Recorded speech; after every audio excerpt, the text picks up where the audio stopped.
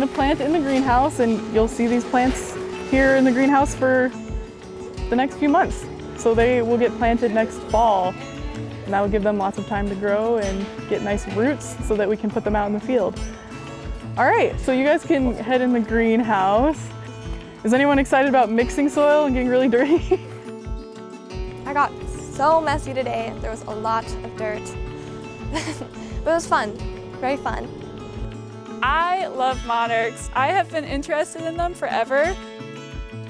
And we're helping the monarchs because there's lots of invasive species in New Mexico that are interfering with the milkweed's growth. The monarchs, caterpillars can only eat off of the milkweed, so it's crucial that we plant those milkweed out there in areas where the butterflies will be migrating from the US to Mexico. We need to get 2 species of milkweed planted that are native to New Mexico by the rivers. That way the monarchs can lay their eggs and caterpillars can hatch and feed off of that. And I see this beautiful little creature that is pollinating different plants and really helping our environment. I think all species are crucial to keep an ecosystem running, because if one of those species falls down, it's a chain reaction, and so species after species, plant or animal, is going to get affected. Everything's connected somehow in some way. In 2024, they're gonna plant it by the Bosque, and yeah, we're just gonna wait for the plants to grow in the greenhouse. I think this is really important because our environment isn't the best. So planting in general is really good, especially having like a community, like a school, come together and plant. It gets the job done faster. When we went out today to plant the milkweeds, we had several stations where students were split up into different groups. The first group was preparing the soil to get it ready for the seeds. When they got a wheelbarrow of it full, they went to the next group, and what that group was doing was taking the seed trays that have 98 pots each. Oh, look at that. Yeah. And we were filling those with soil. Okay. We were tamping them down to get the air pockets out and kind of topping them off. When that was finished, we went to the third and last station, is where we brought them in physically into the greenhouse, and then the students were taking 2 or 3 milkweed seeds each and putting them into each of the pots very carefully. So if you're doing seedlings, you can do like 3 of them like this, just put them all together. We don't want any more than about 1 inch of space between the top and the top of the pot and the top of the soil, and then just cover them up. So an entire tray. Thank you. And that took the longest part, was that step. And then of course watering throughout this whole process. This is all new to them.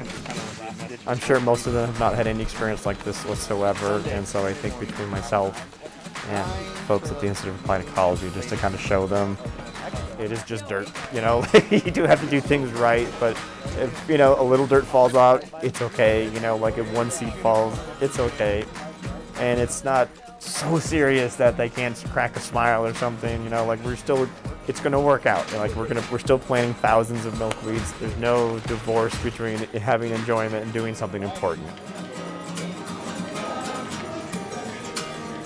One of my goals is to just kind of open their eyes to just how amazing a place New Mexico is. Like environmentally speaking, we have so many biomes that meet right here. You know, Elk on one of 5 rift valleys in the world. We have more volcanoes than almost any other state, and it's such a great place. And so our natural area out here is just nothing but native species. Monarchs are one of those, and the milkweeds are one of those. By protecting and restoring some of this habitat for milkweeds, we are also inadvertently protecting it for many other species.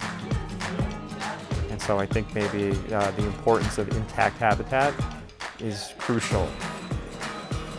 A lot of vacant lots are going to have like your handful of, you know, tumbleweeds, goat heads, ragweed, these invasive species.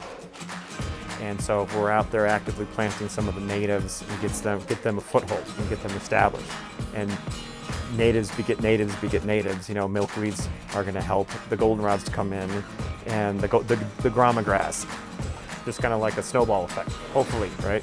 So one native species protecting that one's going to protect this one, and because that one comes back, the third one comes in, and hopefully we'll see this project just kind of blossom and grow.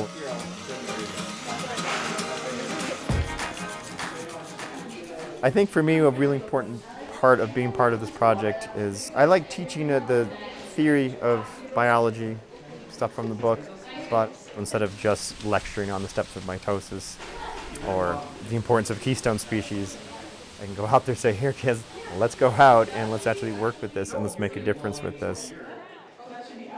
Yeah. So we're staying in the greenhouse until May, well, until the summer.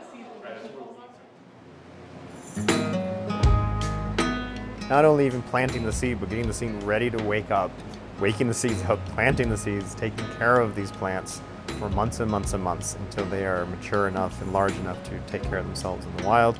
We get to go out to the wild, we get to plant these in these compromised, right now, ecosystems and watch how what we've done is going to help restore these habitats. And by doing so, it's going to be more of a resource for the monarchs, many other species, and my students get to be one of the steps in the many steps it takes to kind of bring the native New Mexico ecosystem back to where they should be. I can go out there and say, here kids, here's how we helped, and here's how it's going to make an impact, a positive, and this is how you're going to be able to see it. You made this happen, and so I think that is, I mean, how do you put a price on that? You know, for students, I think that's great.